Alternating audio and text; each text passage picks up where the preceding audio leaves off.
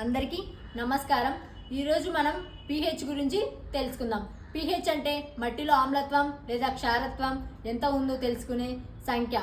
pH scale 0 నుండి 14 వరకు ఉంటుంది। అదే విధంగా 0 నుండి 6 వరకు ఉంటే ఆమ్ల నేలలు, 7 ఉంటే సాధారణమైన నేలలు, 8 నుండి 14 ఉంటే ఇవి క్షార నేలలు అన్నమాట। నార్మల్ గా pH అనేది ఎంత ఉండాలంటే 6.5 నుండి 7.5 ఈ రేంజ్ లో ఉంటే సరిపోతుంది। ఈ రేంజ్ లో ఉండడం వల్ల ఎరువులు అనేవి బాగా మిక్స్ అవుతాయి, అధిక దిగుబడి అనేది వస్తుంది।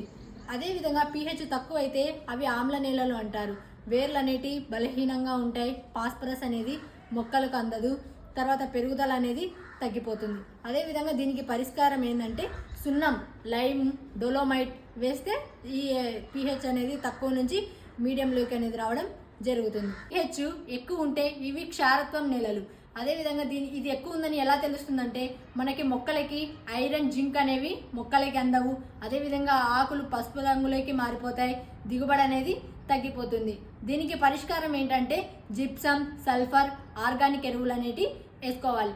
నార్మల్గా మనం pH అనేది ఎలా తెలుసుకుంటామంటే సాయిల్ ల్యాబ్లలో pH అనేది టెస్ట్ చేయించుకోవచ్చు।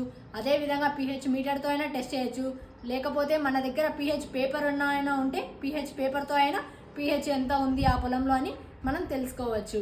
ముఖ్యంగా ఈ pH అనేది 6.5 నుండి 7.5 వరకు ఉంటే ఇది మనకు ఆరోగ్యమయంగా ఉంటుంది, పంట అధిక దిగుబడిని ఇస్తుంది। అదేవిధంగా మొక్కలకి పోషకాలు అనేవి కూడా అందుతాయి। Thank you.